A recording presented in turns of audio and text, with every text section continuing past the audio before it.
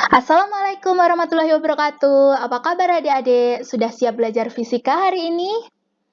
Nah, pada pertemuan kedua ini kita akan belajar tentang momentum sudut dan hukum kekekalan momentum sudut. Nah, pertama-tama kita akan belajar momentum sudut benda partikel terlebih dahulu. Perhatikan sebuah partikel bermassa M berotasi dengan posisi R terhadap poros O. Partikel tersebut bergerak dengan kecepatan linier v dan momentum linier p. Nah, suatu partikel yang bergerak rotasi ada saatnya sukar untuk dihentikan dan ada saatnya juga mudah untuk dihentikan. Pertanyaannya, bagaimana cara menggambarkan ukuran sukar atau mudahnya partikel tersebut dihentikan?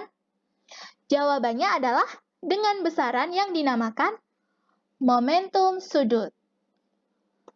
Sehingga, momentum sudut adalah ukuran kesukaran benda dihentikan saat sedang bergerak rotasi.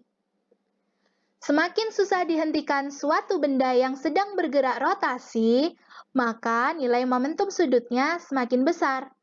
Begitu juga sebaliknya.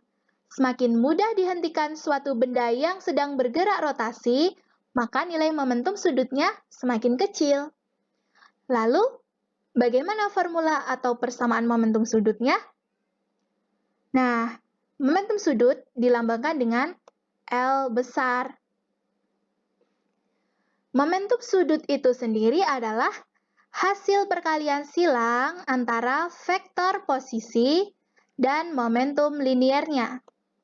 Kita lihat di sini, L sama dengan R cross P. R di sini adalah vektor posisinya dan P momentum liniernya. Setelah kita tahu bahwa L sama dengan R cross P, dan kita juga tahu nih bahwa momentum linier atau P itu M dikalikan V, maka kita substitusikan di sini L sama dengan R cross M dikalikan dengan V. Atau jika kita mencari besarnya momentum sudut, besarnya L sama dengan besarnya R dikalikan besarnya M dikalikan besarnya V sin theta. Nah, sin theta di sini kita gunakan 90 derajat ya. Sehingga sin 90 derajat itu sama dengan 1. Nah, kita sudah tahu nih besarnya momentum sudut itu adalah L sama dengan R dikalikan M dikalikan dengan V. Tapi ingat bahwa momentum sudut itu atau L momentum sudut itu adalah besaran vektor. Karena besaran vektor, maka memiliki arah. Bagaimana arahnya?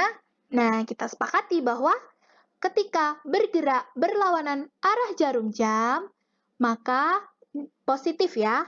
Dan ketika bergerak searah jarum jam, maka negatif. Nah, kemudian bagaimana jika partikel yang berotasi itu lebih dari 1? Maka kita gunakan sigma I sama dengan 1 sampai N, Li, sama dengan L1 ditambah L2 ditambah L3 ditambah dan seterusnya sampai L ke N. Nah, tadi kita sudah tahu nih bahwa L sama dengan R dikalikan dengan M dikalikan dengan V. Sehingga sigma I sama dengan 1 sampai N, RI, MIVI sama dengan R1 dikalikan M1 dikalikan V ditambahkan R2 dikalikan M2 dikalikan V2 ditambah R3 dikalikan M3 dikalikan V3 ditambah dan seterusnya sampai R ke N dikalikan MN dikalikan VN. Nah, bagaimana jika yang bergerak rotasi itu benda tegar ya? Kita akan bahas selanjutnya. Tapi sebelumnya kita akan ke contoh soal terlebih dahulu nih. Kasus pertama, sebuah partikel bermassa 4 kg berotasi dengan kelajuan linier 2 meter per sekon terhadap suatu poros. Jika jarak dari partikel tersebut terhadap poros yang ada adalah 15 cm, maka besar momentum sudut dari partikel tersebut adalah. Nah, diketahui, kita tulis dulu, diketahui massa 4 kg, V-nya 2 meter per sekon, R-nya 15 cm, kita jadikan meter, jadi 0,15 meter. Ditanyakan nih, momentum sudutnya. Nah, kita tahu sebelumnya tadi kita sudah pelajari bahwa L sama dengan R, M, V. Langsung kita substitusikan aja. L sama dengan R-nya 0,15 meter, M-nya 4 kg, dan V-nya 2 meter per sekon. Didapatkan hasil L sama dengan 1,2 kg meter kuadrat per sekon. Mudah kan adik-adik? Nah, selanjutnya, kasus kedua. Partikel tunggal bermassa 2 kg mula-mula sedang bergerak rotasi dengan kecepatan linier 4 meter per sekon terhadap suatu poros yang berjarak 5 cm. Jika selanjutnya partikel tersebut bergerak dipercepat dengan percepatan linier sebesar 2 meter per sekon kuadrat, maka besar momentum sudutnya saat T5 sekon adalah. Nah, ingat, di sini ada dipercepat. Maka kalian harus ingat kembali materi gerak lurus berubah beraturan atau GLBB. Sekarang kita coba selesaikan. Diketahui massa 2 kg, R-nya 5 cm, kita jadikan meter, jadi 0,05 meter. V-nya 4 meter per sekon. Nah, 4 meter per sekon ini V0 ya. Karena tadi dipercepat, maka akan ada V akhirnya. Percepatannya 2 meter per sekon kuadrat. Ditanyakan momentum sudut saat T5 sekon. Kita jawab ya. Ingat materi GLBB, persamaan yang ada di GLBB, VT sama dengan V0 plus AT. Langsung kita substitusikan aja nih angka-angkanya. VT sama dengan V0-nya 4 meter per sekon, kita tambahkan A-nya, percepatannya 2 meter per sekon kuadrat, T-nya 5 sekon. Nah, kita dapatkan VT atau kecepatan akhirnya 14 meter per sekon. Dari percepatan akhir inilah kita bisa mencari momentum sudut. Momentum sudut atau L sama dengan RMV. Nah, di sini kita gunakan VT yang sudah kita cari. R-nya 0,05 meter ya, dikalikan 2 kg, ini massanya, dikalikan 4 meter per sekon, 14 meter per sekon, yang tadi sudah kita cari. Nih, di sini. Sehingga hasilnya adalah 28 per 20 kg meter kuadrat per sekon. Atau jika kita desimalkan menjadi 1,4 kg meter kuadrat per sekon. Gimana? Mudah kan? Baru kita akan masuk ke momentum sudut benda tegar. Ingat ya, materi gerak melingkar ketika ada sebuah benda bergerak rotasi dengan kecepatan V, kecepatan linier V ya, maka dia akan mempunyai kecepatan sudut yang kita tahu sebagai omega. Nah, tadi kita sudah tahu nih momentum sudut itu R dikalikan M dikalikan V. Nah, kita juga sudah tahu bahwa pada materi gerak melingkar, V ini adalah omega dikalikan R. Langsung kita substitusikan. L sama dengan R, M dikalikan omega R. Sehingga kita dapatkan L sama dengan R kuadrat M omega. Atau kalau kita rapikan menjadi L sama dengan M R kuadrat omega. Nah, ingat bahwa mr kuadrat itu adalah momen inersia, sehingga L sama dengan I omega. Nah, L sama dengan I omega inilah momentum sudut benda tegar. Sekarang kita masuk ke contoh soal yang pertama. Suatu benda dengan momen inersia 4 kg meter kuadrat bergerak dengan kecepatan 270 per pi rpm, ini rpm radian per menit. Jika dianggap tidak ada gaya luar yang mempengaruhi gerak rotasi bendanya, maka besar momentum sudutnya adalah, nah di sini kita sudah tahu ya, sudah diketahui momen inersianya 4 kg meter kuadrat. Kita sudah tahu kecepatan sudutnya 270 per pi rpm atau radian per menit. Ingat, jadikan ke radian per sekon. 270 per pi kita kalikan 2 pi per 60 sekon, kita dapatkan 9 radian per sekon. Apa yang ditanyakan? Yang ditanyakan adalah momentum sudut L.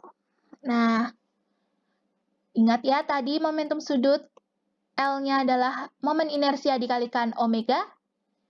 Momen inersianya kita udah tahu. Omeganya kita sudah tahu juga nih. Langsung kita substitusikan. L sama dengan I-nya 4 kg meter kuadrat, omeganya 9 radian per sekon, maka hasilnya L sama dengan 36 kg meter kuadrat per sekon.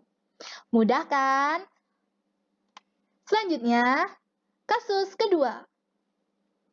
Sebuah silinder pejal dengan massa 4 kg dan jari-jari 50 cm mula-mula berotasi dengan kecepatan sudut 10 radian per sekon.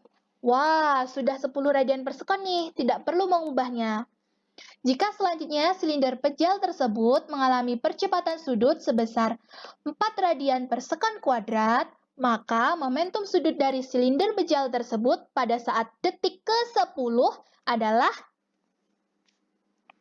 nah, sudah diketahui silinder pejal dengan massa 4 kg, R-nya 50 cm atau kita jadikan meter dulu nih, 0,5 meter. Kemudian omeganya 10 radian per sekon. Nah, ingat karena tadi mengalami percepatan sudut, maka kita harus tahu percepatan sudut akhirnya berapa, sehingga 10 radian per sekon ini adalah omega 0. Percepatannya 4 radian per sekon kuadrat ya. Ditanyakan momentum sudut pada saat T 10 sekon. Ingat materi GMBB atau gerak melingkar berubah beraturan. Kita jawab. Ingat materi GMBB adik-adik, kita gunakan persamaan omega T sama dengan omega 0 plus AT. Omega 0-nya kita sudah punya, percepatannya sudah ada, dan T-nya kita juga sudah ada. Langsung kita hitung, omega T sama dengan omega 0-nya 10 radian per sekon, percepatannya 4 radian per sekon kuadrat, dan T-nya 10 sekon. Sehingga kita dapatkan omega T sama dengan 50 radian per sekon. Nah, ketika kita sudah mengetahui nih omega T-nya sebesar 50 radian per sekon, maka kita bisa menghitung momentum sudutnya. Ingat, momentum sudut L sama dengan I omega. Nah, omega di sini kita menggunakan omega T. Selanjutnya, L sama dengan, ingat, momen inersia untuk silinder pejal, kita gunakan setengah mr kuadrat dikalikan dengan omega T. Sehingga L sama dengan setengah M-nya 4 kg dan R kuadratnya adalah 0,5 kuadrat dikalikan dengan omega T-nya 50 radian per sekon. Sehingga kita dapatkan nih, momentum sudutnya sebesar 25 kg meter kuadrat per sekon. Mudah kan? Nah, selanjutnya kita akan menuju ke hukum kekekalan momentum sudut. Pertama, kita akan mengetahui hubungan momentum sudut dengan momen gaya nih. Momentum sudut itu adalah L momentum sudut ini L, dan momen gaya ini tau ya. Momen gaya ini tau. Gimana nih hubungannya? Kita tahu bahwa F atau gaya ya, itu adalah perubahan momentum terhadap waktu. Nah, karena kita tahu bahwa tadi P atau momentum itu adalah M dikalikan V, maka persamaannya menjadi F sama dengan dmv per dt. Kemudian, tadi kita juga sudah mempelajari bahwa V ini adalah omega R. Sehingga kita dapatkan F sama dengan d m omega R per dt. Nah, untuk mencari tahu hubungan momentum sudut dengan momen gaya, kita kasih R di sini. Kita juga kasih R di sini. Sehingga kita dapatkan RF D mr kuadrat omega per dt. Ingat bahwa R dikalikan F adalah tau atau momen gaya. Mr kuadrat di sini, ingat, adalah I atau momen inersia. Kemudian, momen inersia dikalikan dengan omega, itu adalah momentum sudut. Sehingga, hubungan momentum sudut dengan momen gaya adalah tau sama dengan dl per dt.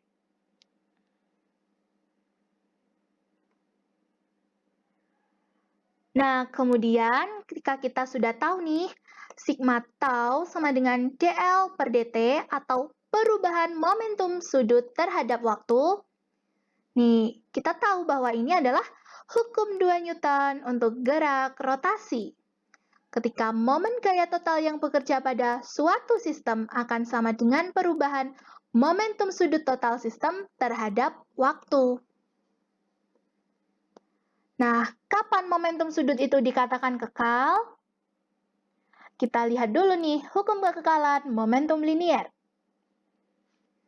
Jika pada suatu sistem tidak bekerja gaya-gaya luar yang dapat mempengaruhi gerak translasinya, gerak translasi ya, atau sigma F sama dengan 0, maka momentum linier sistemnya adalah kekal atau tidak berubah. Nah, ini berlaku juga untuk gerak rotasi. Ketika kita dapatkan sigma tau sama dengan dl per dt atau perubahan momentum sudut terhadap waktu. Nah, di sini ketika sigma tau sama dengan 0, maka dl per dt-nya ini juga sama dengan 0. Nah, ketika dl per dt sama dengan 0, maka momentum sudutnya adalah konstan. Ketika L-nya konstan, maka momentum sudut itu kekal atau tidak berubah. Di sini kita tahu bahwa hukum kekekalan momentum sudut, jika tidak ada gaya total atau tidak ada total momen gaya luar yang dapat mempengaruhi gerak rotasi sistem benda, kita tahu bahwa itu adalah sigma tau sama dengan 0, maka momentum sudut bendanya adalah kekal, sehingga L awal sama dengan L akhir, atau L sama dengan L aksen, atau karena L itu adalah I dikalikan omega, maka I omega sama dengan I aksen omega aksen. Nah, selanjutnya, contoh aplikasi hukum kekekalan momentum sudut. Kalian tahu penari balet? Nah, di sini ada gambar penari balet. Pertama-tama, penari akan merentangkan tangannya terlebih dahulu, seperti ini ya, pada gambar pertama. Nah, berputarnya agak lambat nih, dengan tujuan untuk memperbesar momen inersianya terhadap poros tubuhnya. Nah, walaupun kecepatan sudutnya kecil, namun momentum sudut yang dihasilkan menjadi cukup besar. Kemudian, penari akan melipat kedua tangannya menjadi seperti ini di gambar kedua, sehingga momen inersianya menjadi lebih kecil dari sebelumnya. Walaupun momen inersianya lebih kecil, tetapi penari menjadi berputar lebih cepat. Nah, mengapa bisa terjadi? Jawabannya adalah karena momentum sudut penari tersebut kekal atau tidak berubah. Kemudian kita ke contoh soal. Seorang penari balet memiliki momen inersia 4 kg meter kuadrat ketika berputar dengan kecepatan sudut 2 radian per sekon.